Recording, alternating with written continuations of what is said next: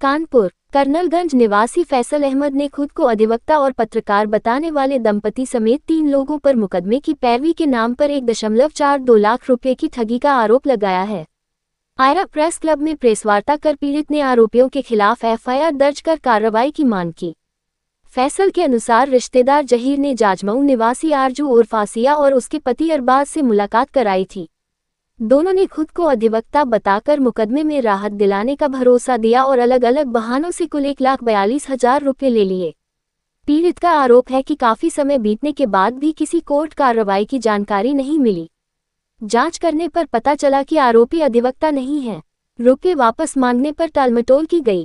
पीड़ित ने कहा कि उनके पास बातचीत की रिकॉर्डिंग समेत अन्य साक्ष्य मौजूद हैं। मेरा नाम फैसल अहमद है।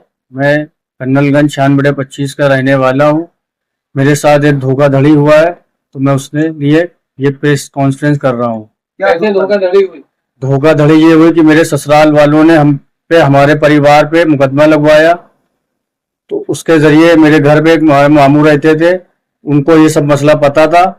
उनसे बताया गया। मामू ने मेरे कहा कि मेरे साले के लड़का और बहू वकील है और प्लस क्या नाम पत्रकार भी हैं। उन्होंने ये बात बताई हमको, कहने कि ये तुम्हारा ये सारा काम मैं करवा दूंगा। उनसे मेरी बात हुई, उनके बहू से, उनको मैंने सारी बातें बताई। उन्होंने मुझको बताया कि इतने इतने पैसे यहाँ पे ये लगेंगे। वो मेरे घर आए, उससे उन्होंने पैसे लिए। पहली दफे उन्होंने मुझसे 50,000 रुपये मांगे, मैंने 30 दिए। दूसरी बारी में उन्होंने मुझसे 50,000 फिर मांगे। उन्होंने कहा कि मैं लखनऊ हाई कोर्ट से मैं आपका ये काम कराऊंगी, आपको ये पैसे देने हैं। मैंने वो भी दे दिए, उधर उधर से ले दे के। फिर उन्होंने मुझे बताया कि आपको क्या नाम एफआईआर है, उस पर नाम आपके हटने हैं। तो उन्होंने पुलिस के नाम से मुझसे पैसे फिर 30,000 रुपए लिए। क्या पैसे आपने उनके चैम्बर में जाके दिए? मेरे घर पे लिए। चैम्बर उन्होंने बताया था मुझे, पर मैं चैम्बर, उन्होंने कहा था कि हम आपको बुलाएंगे चैम्बर पे, जब आइएगा आप। फिलहाल वो मेरे घर आए, उन्होंने मुझसे पैसे लिए। 30,000 तिबारे बारी में लिए।